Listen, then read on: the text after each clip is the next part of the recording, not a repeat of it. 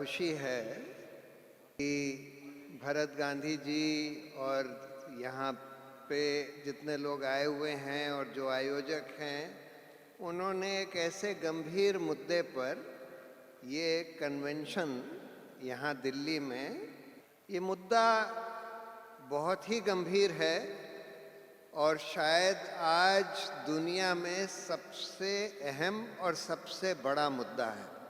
और इसके कई कारण हैं।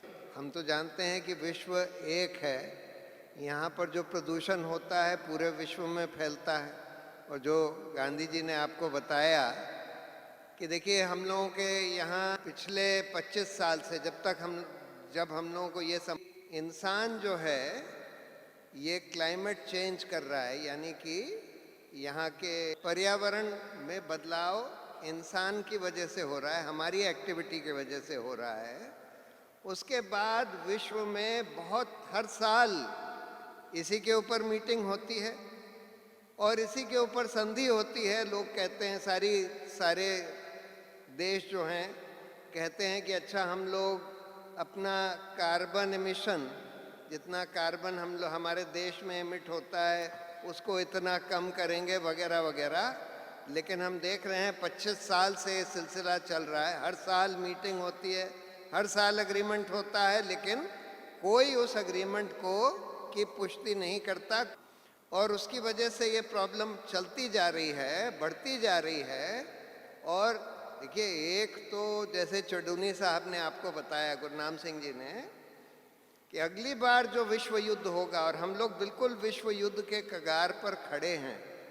आज जो मिडिल ईस्ट में इजराइल, ईरान, पैलेस्तीन, लेबनान में जो हो रहा है वो बिल्कुल हमको विश्व युद्ध की तरफ ढकेल सकता है, जहाँ पर परमाणु हथियार भी इस्तेमाल करे जा सकते हैं।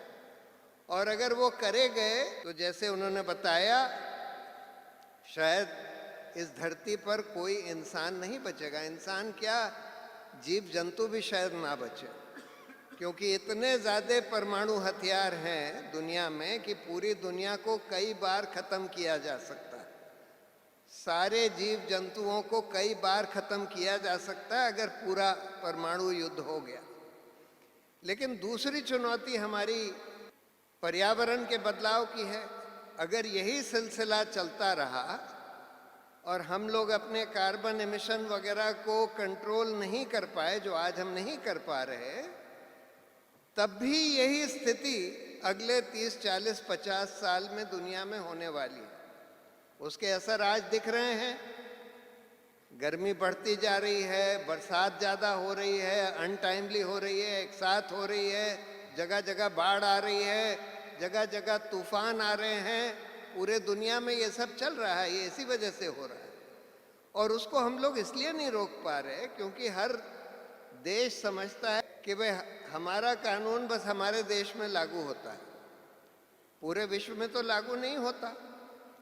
तो सबको ये लगता है कि हम अपना एयर कंडीशन बंद कर देंगे, हम अपनी बड़ी गाड़ियां बंद कर देंगे, लेकिन दूसरे लोग तो नहीं बंद करेंगे, दूसरे देशों के तो नहीं बंद करेंगे। तो फिर हम अपना कंफर्ट क्यों सैक्रिफाइस करें, हम अपना आराम क्यों छोड़ें? तो इसलिए सब लोग यही सब करते जाते हैं। तो ये जो संधि होती है उसको लागू तभी किया जा सकता है जब एक विश्व सरकार हो जिसके पास पूरे औजार हों कि सबको एक कानून पूरे विश्व के लिए बने, और उसके पास ये औजार हों कि अगर कोई कानून का उल्लंघन करता है तो उसके ऊपर ये पेनल्टी लगाई जाएगी और वो पेनल्टी को एनफोर्स कर सके। तो बहुत सारी वजह से आज हमको एक विश्व सरकार की ज़रूरत है। आज तो ये हो रहा है, हम लोगों ने एक यूनाइटेड नेशंस बना दिया, एक उसमें सिक्योरिटी काउंसिल भी बना दिया, एक इंटरनेशनल कोर्ट ऑफ जस्टिस भी बना दिया। अब यूनाइटेड नेशंस में बहस होने के बाद कई बार रेजोल्यूशन पास किया जाता है और हम देख रहे हैं कि उन रेजोल्यूशन का, पैलेस्टीन के बारे में कम से कम 50 रेजोल्यूशंस पास हो चुके हैं पिछले कुछ सालों में। और कोई नहीं मानता, मतलब इजराइल नहीं मानता, अमेरिका नहीं मानता, और वो कहते हैं इम्प्लीमेंट कराने के लिए सिक्योरिटी काउंसिल जाओ। सिक्योरिटी काउंसिल के पास ये अथॉरिटी है कि वो हर देश पर पाबंदी लगा दे, सारे देशों की जो सेनाएं हैं उसमें मदद करेंगी वगैरह वगैरह। लेकिन एक बार भी ऐसा नहीं हुआ कि कोई भी आदेश यूनाइटेड नेशंस का सिक्योरिटी काउंसिल के थ्रू इम्प्लीमेंट किया गया, यानी कि उसको मनवाया गया हो, क्योंकि वहाँ 5 देशों के पास वीटो है, वीटो पावर है। और उसमें से कोई ना कोई देश, अब जैसे इजराइल का मामला है, इसमें इतने सारे यूनाइटेड नेशन सिक्योरिटी काउंसिल के रेजोल्यूशन पास हो चुके हैं, लेकिन एक भी सारे रेजोल्यूशंस को अमेरिका ने वीटो कर दिया। उनके पास वीटो पावर है, यानी कि अगर वो मना कर दें तो वो रेजोल्यूशन इम्प्लीमेंट नहीं होगा। इंटरनेशनल कोर्ट ऑफ जस्टिस बनाया गया, यानी कि एक विश्व कोर्ट बनाया गया जिसमें 15 जज होते हैं, बहुत सारे देशों के जज होते हैं, हिंदुस्तान का भी एक जज है। उनके पास ये मुद्दा गया, उन्होंने बोला सब देख दाख के कि इजराइल जो है फिलिस्तीन के ऊपर नरसंहार कर रहा है, इजराइल ने फिलिस्तीन के ऊपर गलत कब्जा किया हुआ है। ये सब आदेश पास हो चुके। उन्होंने बोला कि इजराइल को तुरंत ये बंद करना चाहिए, रोकना चाहिए, लेकिन उसका कोई लागू कराने वाला नहीं है, क्योंकि इंटरनेशनल कोर्ट ऑफ जस्टिस के पास कोई तरीका ही नहीं है इसको लागू कराने का, सिवाय इसके कि वो मामला सिक्योरिटी काउंसिल में जाए और सिक्योरिटी काउंसिल उसको लागू कराए। और वहां पर क्योंकि 5 देशों के पास वीटो पावर है, वहां कुछ नहीं होता। तो दूसरी बात देखिए, इस पूरे दुनिया में अलग अलग देशों में कहीं तो मानव अधिकार है ही नहीं, कहीं लोकतंत्र भी नहीं है, कहीं आंशिक लोकतंत्र है, जैसे हिंदुस्तान में, जैसे गांधी जी ने बताया कि भाई आम आदमी 97% लोगों के पास तो कोई हैसियत ही नहीं है कि वो चुनाव लड़ पाए, चुनाव जीत पाए। सिर्फ ये पैसे, जैसे वो एक बार अन्ना हजारे ने बोला था कि हमारा लोकतंत्र इस पैसे और सत्ता के चक्रव्यूह में घूम रहा है, पैसे से सत्ता और फिर सत्ता से पैसा, और वही लोग चुनाव जीत पाते हैं जिनके पास पैसा है, और वही लोग सत्ता में आते हैं और फिर सत्ता का दुरुपयोग करके भ्रष्टाचार से और पैसे कमाते हैं। तो कहीं मानव अधिकार नहीं है, कहीं कुछ देशों में मानव अधिकार ही नहीं है। हिंदुस्तान में भी नाम के लिए तो हैं, संविधान भी है, न्यायपालिका भी बनी है, लेकिन हम देखते हैं कि काफ़ी हद तक वो कामयाब नहीं है। इतने सारे लोग पिछले 4 साल से 6 साल से जेलों में सड़ रहे हैं, भीमा कोरेगांव, दिल्ली राइट्स वाले केसेस में, जिनका कोई ट्रायल भी नहीं हुआ है और उनको बेल भी नहीं दी जा रही। ये हमारे पूरे व्यवस्था की विफलता दिखा रहा है कि हमारे यहाँ नाम के लिए लोकतंत्र भी है, न्यायपालिका भी है, लेकिन काफ़ी हद तक वो सब विफल है। तो और दूसरी बात देखिए, ये कहा जाता है, ये हम लोग ने गैट वगैरह की संधि कर ली और उसमें बोल दिया कि भाई अंतर्राष्ट्रीय कंपनियां किसी भी देश में जाकर वहाँ पैसा लगा सकती हैं, कंपनी बना सकती हैं, व्यापार कर सकती हैं, लेकिन जहाँ तक मजदूर हैं हमारे, किसान या मजदूर, वो नहीं जाकर काम कर सकते, क्योंकि उनको वीज़ा की ज़रूरत है, दूसरे देशों में नहीं जा सकते। यानी पैसे वालों के लिए बिल्कुल छूट है कि वो कंपनी लगा लें, पैसा लगाकर वहाँ व्यापार अपना चलाएं, लेकिन जो आम आदमी है, जो गरीब मजदूर किसान है, उसके ऊपर पूरी पाबंदी है, वो नहीं जा सकता, उसको जाने नहीं दिया जाता।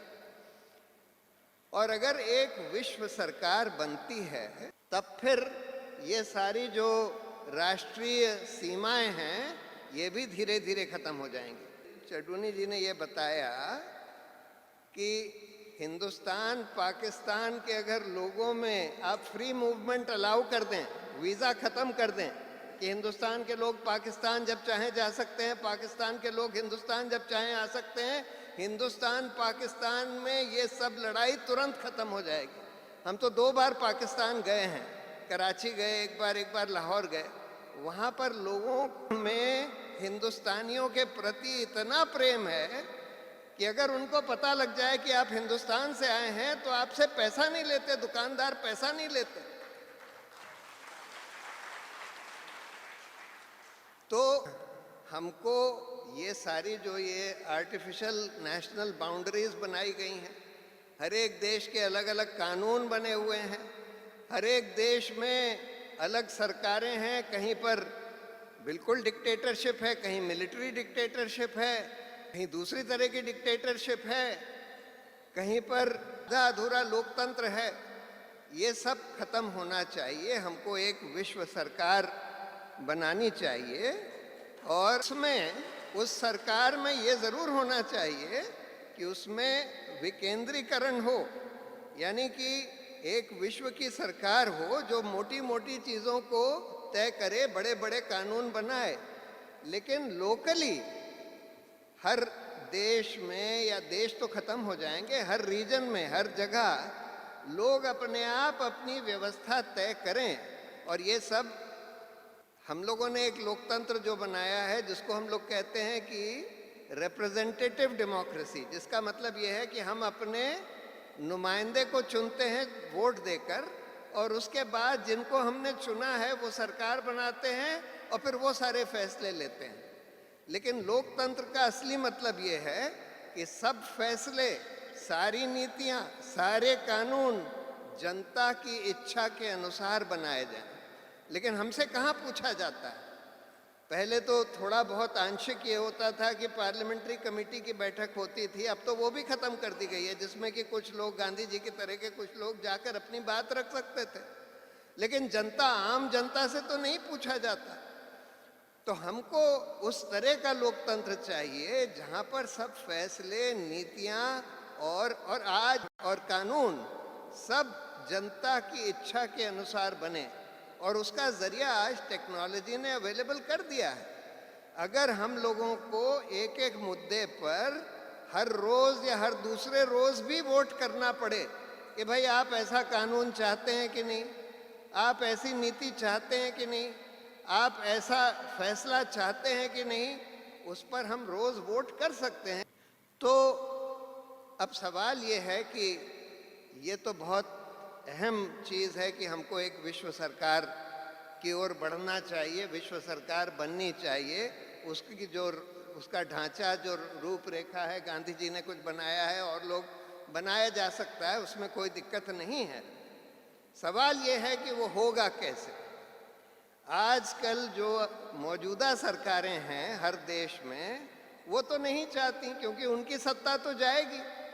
जब विश्व सरकार बनेगी तो उनकी जो निजी सत्ता है वो तो जाएगी, वो विश्व सरकार में समा जाएगी।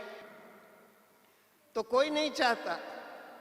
अब उनको कैसे मजबूर किया जाए? पहले तो एक एक देश में उनके ऊपर दबाव डालना होगा कि भाई वो माने ये बात, और उसके बाद हर देश में यही इसी तरह का मुहिम चलाना पड़ेगा।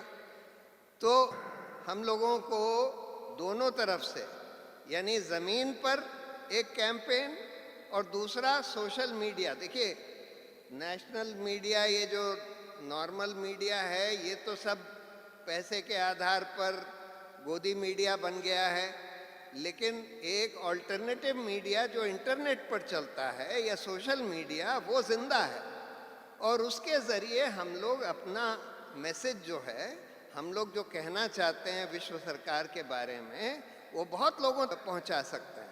हम लोगों को उसका बिल्कुल एक व्यवस्थित कैंपेन चलाना होगा, सोशल मीडिया पर भी, और सोशल मीडिया, इंटरनेट मीडिया पर भी, और ज़मीन पर भी।